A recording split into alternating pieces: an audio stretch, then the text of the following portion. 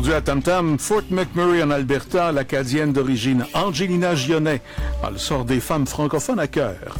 Tanvi Ralam, la danse kathak du nord de l'Inde à saveur montréalaise et torontoise. 7 enfants, une école de pâtisserie plus tard, l'histoire de Mini Sambou. Mais d'abord, le sud du Canada est aux prises avec de fortes inondations dans plusieurs de ces régions. Qu'en est-il de ces frais couverts par votre assureur?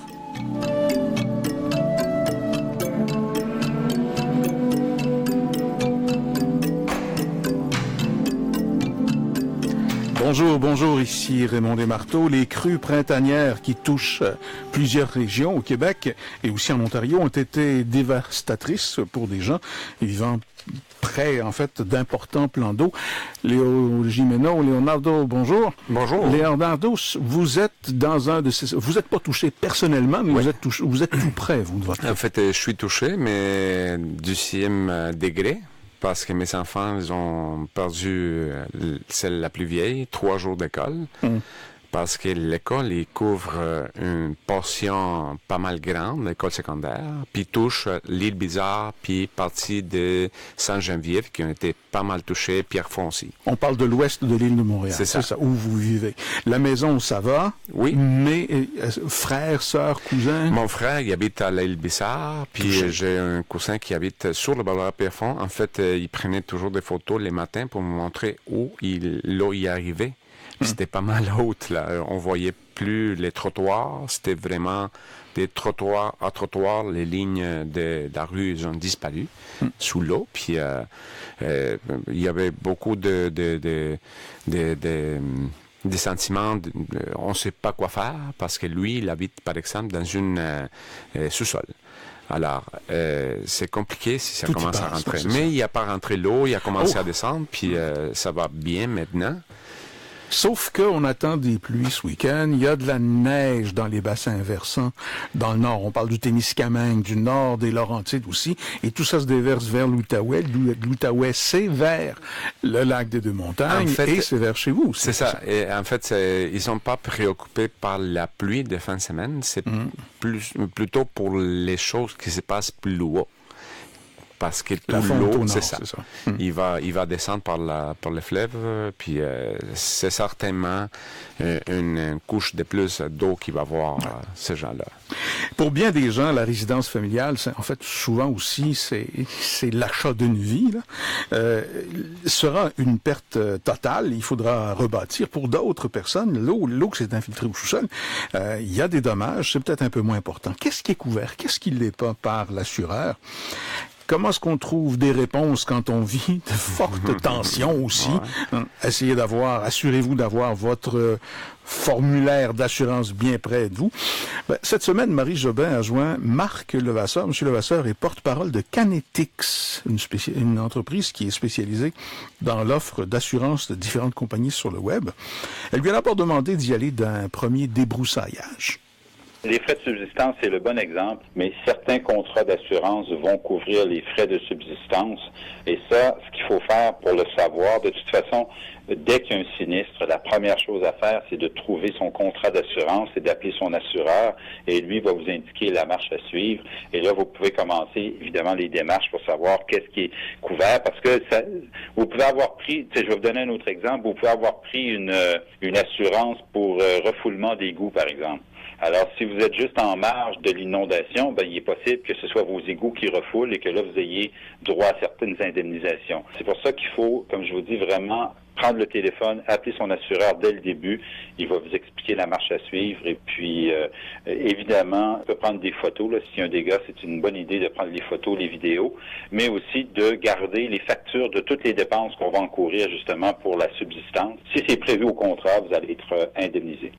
Dans certains cas, il y a eu des ordres d'évacuation. Dans d'autres, ce sont des avis d'éviction. Des conditions souvent qui peuvent faire une différence dans ce qui sera couvert et ce qui ne sera pas. Oui. Par exemple, si vous avez une voiture qui est inondée, vous avez une voiture dans votre cour, puis il y a une inondation.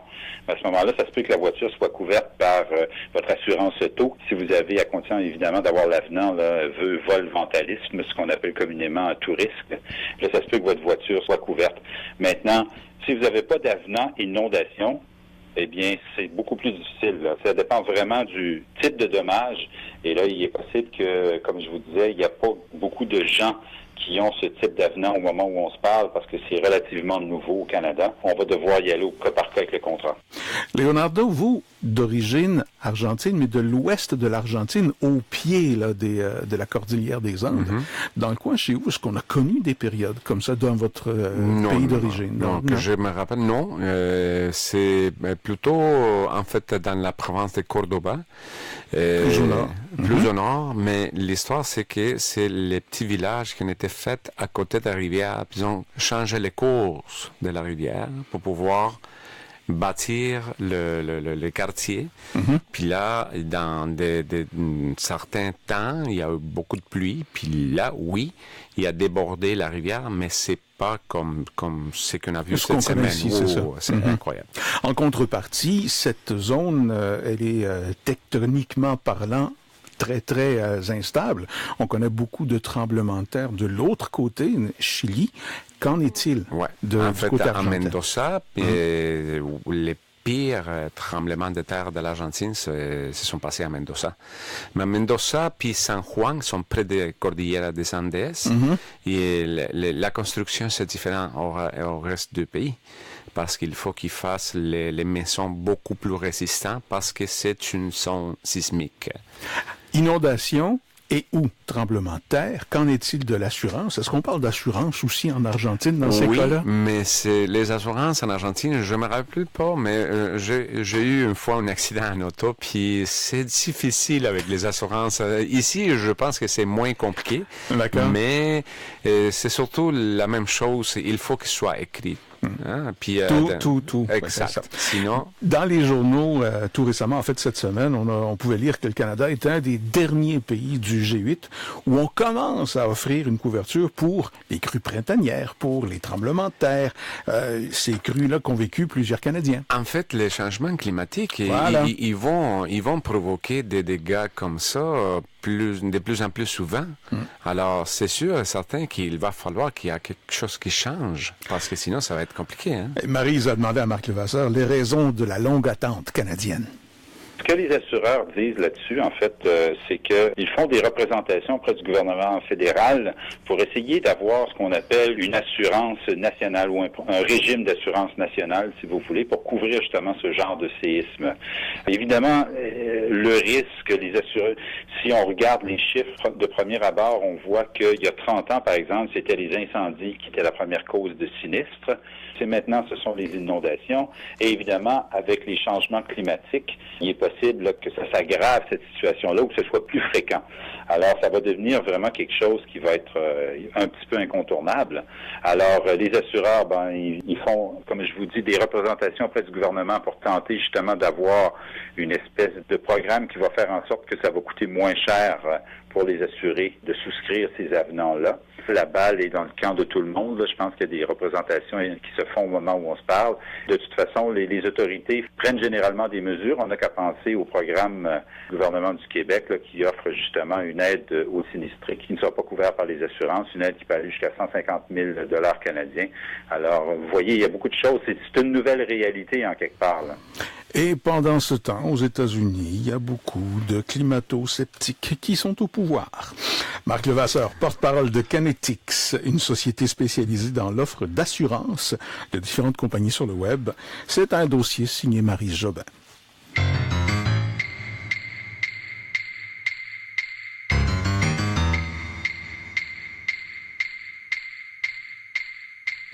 Vous écoutez Tam Tam à Radio-Canada International. Léo, une belle histoire. Dis-moi. Ouais. Marie-Émilie Mimi Sambou. Ça vous dit quelque chose? Non. Elle manque pas d'énergie. Tous les matins, elle donne des cours de pâtisserie à deux jeunes à l'école qu'elle a fondée en 2014, le goût du palais chez Mimi. Palais, bien sûr. Oui, c'est ça. Parce que faut savoir une chose qu'ici, à Radio-Canada International, Leonardo aime beaucoup la cuisine de Leonora Chapman qui fabrique une excellente crème brûlée et comme il le dit lui, comme elle le faisait ma mère. Con dulce de leche. Con dulce, bah oui, c'est ça. Avec de la douceur lactée. Non, dulce de leche, c'est essentiel, ça. Mais par contre, là, c'est une autre chose. Après avoir donné ses cours, Mimi reste dans la cuisine pour préparer des gâteries qu'on lui commande pour qu'on arrive à la maison. Une autre mission tout aussi prenante, tout aussi passionnante, qui peut vous surprendre quand elle occupe ses soirées. Écoutez bien ça, c'est Paloma, notre collègue Paloma Martinez, qui nous raconte son histoire. Je m'appelle Marie-Émilie, mais on m'appelle, mon petit nom, c'est Mimi. Je viens du Sénégal et je suis arrivée ici avec mes enfants. Je suis une mère monoparentale de 7 enfants. 7 enfants? Oui, c'est ça, c'est le petit point là que tout le monde, quand je l'ai dit, et puis tout le monde, ils sont ébahis.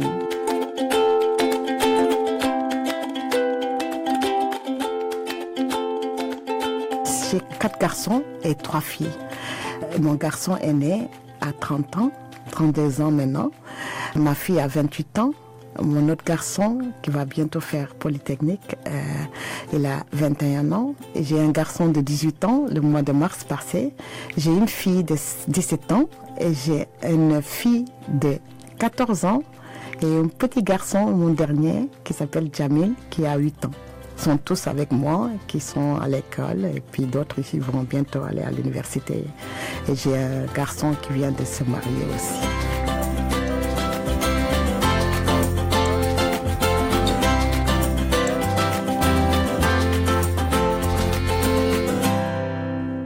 Avant de venir ici, j'étais designer de mode dans mon pays. J'avais une petite école que je formais des élèves pour la couture. Mais quand mon mari est décédé, il fallait changer de job. Là, je suis retournée faire une formation ici à Montréal et je suis devenue maintenant pâtissière. Je fais des gâteaux, je fais de la boulangerie, je fais traiteur en même temps et je viens d'ouvrir mon école sur Côte-des-Neiges. Dites-nous quelles sont les principales satisfactions que vous avez avec cette école depuis que vous l'avez fondée? Le plaisir que j'ai dans cette école, c'est de voir une personne qui rentre dans cette école et qui ne sait même pas tenir une douille. Et au bout de 3 mois de formation, il arrive à vendre des produits. Et aussi pouvoir aller vite dans le marché du travail. Parce que ma façon d'enseigner, je me suis basée plus sur le côté pratique, 100% pratique. Je m'efforce à vouloir leur donner le maximum, vraiment, pour pouvoir aller vite dans le marché du travail. Et si on parlait des défis, parce que ce qui caractérise le mieux les entreprises, c'est vraiment les défis auxquels les entrepreneurs sont confrontés à tous les jours. Donc si on parlait de ces défis-là, lesquels vous diriez qui sont les plus importants? Les défis, c'est surtout la persévérance. Quand on manque d'ambition, quand on manque de persévérance, quand on manque de patience, c'est très difficile. Il faut vraiment attacher, comme on le dit, attacher la ceinture, se priver de beaucoup de choses et de se consacrer à travailler pour pouvoir relever ces défis. Ce qui nous fatigue souvent, c'est le loyer. Et le loyer coûte très cher. Mais avec la persévérance et ce que tu crois, surtout, il faut croire ce qu'on est. Il faut croire d'où on vient et puis mettre aussi nos propres valeurs, les bons. Et ça aide. Ça aide. Et puis aussi voir des élèves sortir avec quelque chose, ça te pousse encore à continuer. Et je sais que au bout du tunnel, on pourra voir une flamme qui va s'allumer. Donc, vous diriez que les satisfactions ont plus de poids que les défis auxquels parfois vous êtes confrontés. Oui, ce qui me tient, parce que pour les débuts, avoir cet enfant monoparental et puis retourner à 45 ans pour prendre des études, pour changer de métier, c'est ça qui me pousse à tenir les élèves qui sont là et qui j'aime transmettre mon savoir. Je me suis dit que si parmi 10 élèves, il y a une qui devient pâtissier, c'est comme si j'ai gagné aujourd'hui. Marie-Émilie Mimi Sambou, une pâtissière au grand cœur, au micro de Paloma Martinez.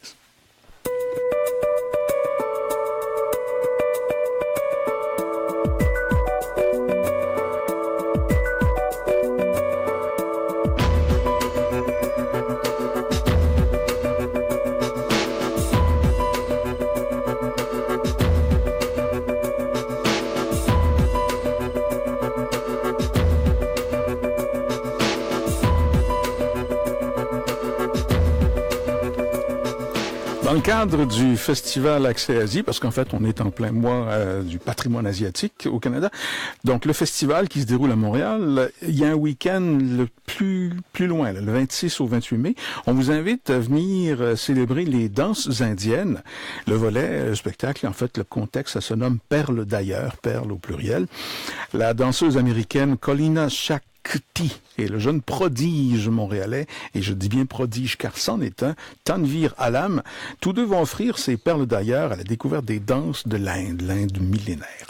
Montréal, dans tout ça, Tanveer est né à Montréal. Il vit aujourd'hui à Toronto. Il poursuit des études en danse au programme de formation professionnelle de la School of Toronto Dance Theatre. Et puis il revient à Montréal présenter un échantillon de sa progression. Je lui ai parlé cette semaine. Voici quelques moments de notre entretien.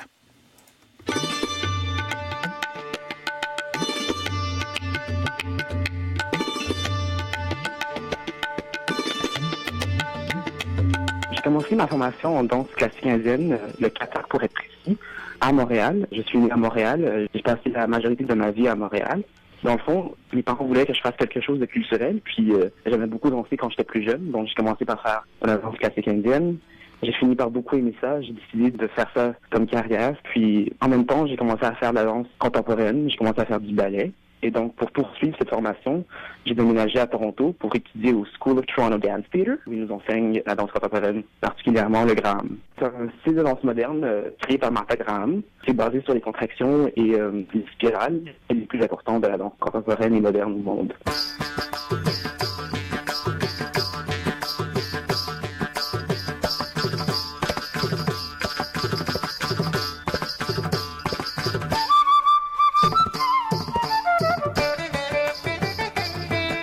Le Kathak est un style donc classique indienne qui vient du nord de l'Inde. Il y a 3 styles de Kathak qui viennent de 3 villes en Inde.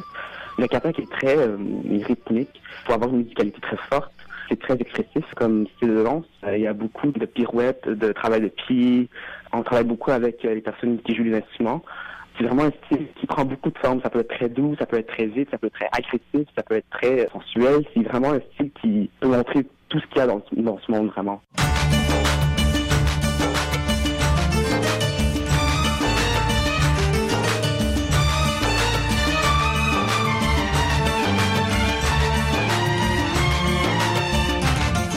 Donc, le spectacle, c'est le 25 mai. Moi, je vais présenter 2 pièces. Une pièce classique, purement classique, basée sur le répertoire du Kathak. Donc, ça va être une pièce sur un cycle rythmique de 14 temps qui se nomme le Dhamar, dans lequel je vais présenter plusieurs extraits du répertoire du Kathak pour un peu expliquer le style, montrer ce qu'on peut faire avec. Il y aura des pièces qui sont un peu plus douces, des pièces qui vont être plus énergiques.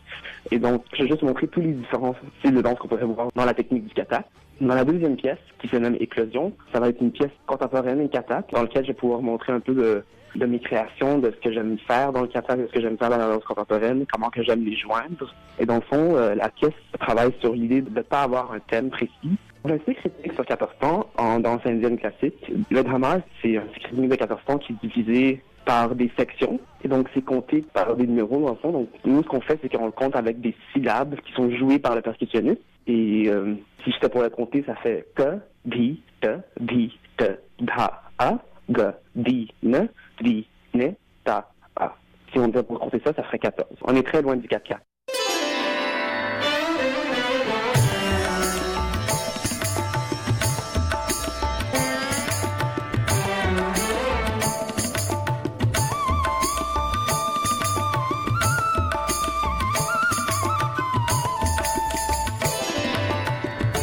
Le hindi, qui est la langue nationale de l'Inde. Je parle le hindi, je parle le bengali et le français et l'anglais, donc quand même. Tanveer Alam, danseur, les spectacles, c'est dans le cadre d'Accès Asie. Je vous souhaite la meilleure chance du monde pour la suite des choses, que vous puissiez aller en Inde étudier cet été et surtout une belle performance dans le cadre du Festival Accès Asie. Tanveer Alam, merci beaucoup. Merci à vous. Comment on dit merci en hindi? Dhanyavad. Dhanyavad. Oui. Merci beaucoup, c'est gentil à vous. Merci à vous.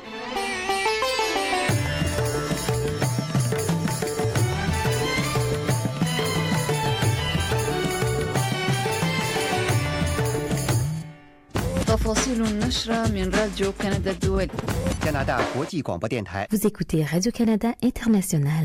Radio Canada International. 1, 2, 3, 4.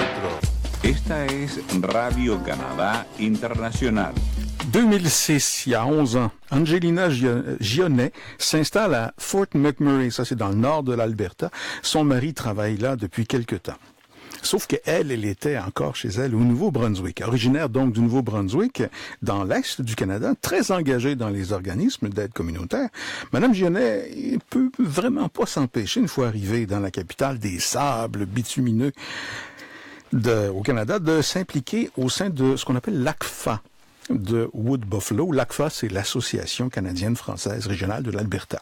Elle va participer à la mise en place de plusieurs nouveaux services, tant pour les francophones qui vivent là que pour les migrants, ceux qui viennent, mais aussi de plus en plus pour les immigrants, ceux qui décident de s'installer à Fort McMurray.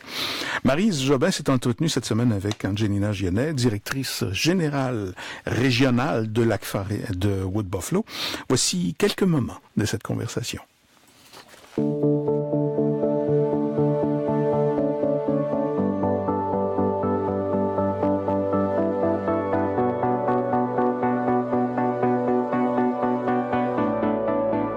Mon mari travaillait ici, ça faisait 6 ans.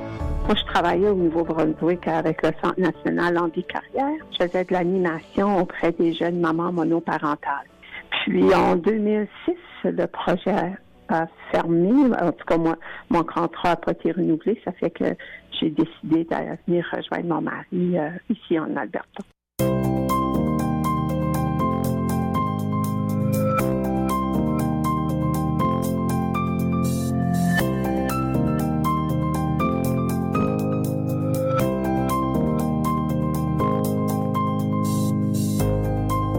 J'ai déménagé en Alberta, comme j'avais toujours travaillé beaucoup au niveau de la communauté, auprès des femmes, des enfants, je m'étais dit, je change de carrière. Je m'en vais dans le privé. Je suis comme tannée, là, à chaque fois qu'on travaille dans le communautaire, dans le social, pour toujours travailler, aller chercher des fonds. Puis je me dis, je vais aller travailler dans le privé, puis j'aurais pas à gérer les fonds.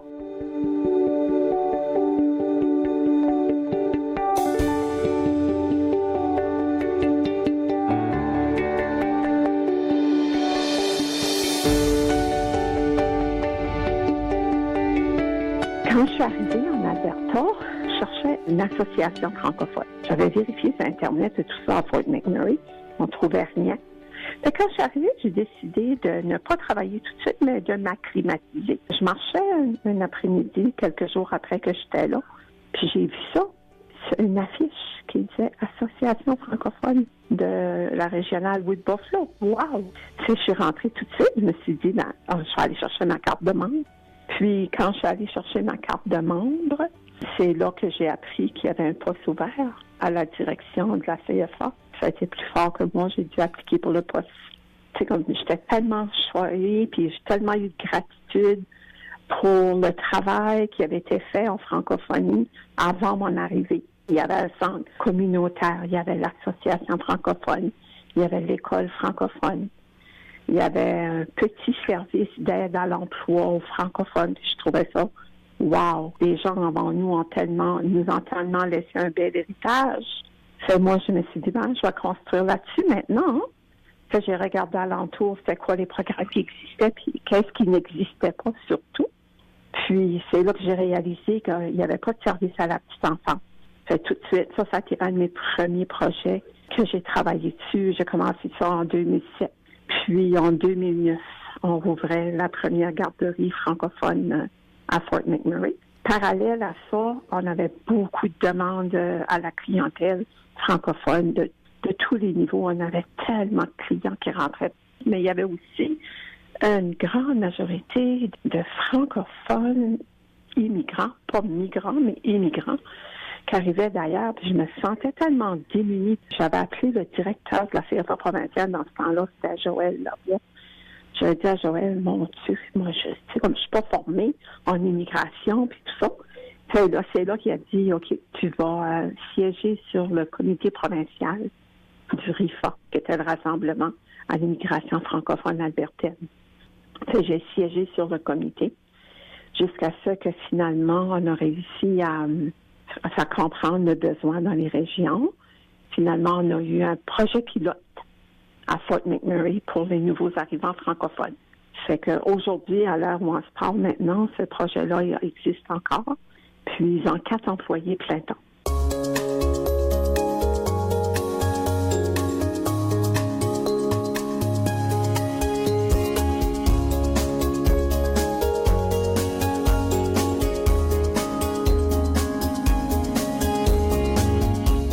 Dans un avenir rapproché, là, je vais prendre ma retraite de ce que je fais ici. Ça, c'est certain. Je vais passer à autre chose. J'ai autre chose à faire.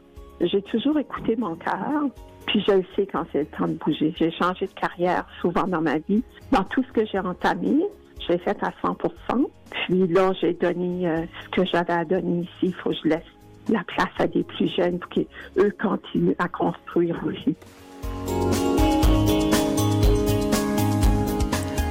Angelina Gionnet, directrice de l'ACFA régionale de Wood Buffalo.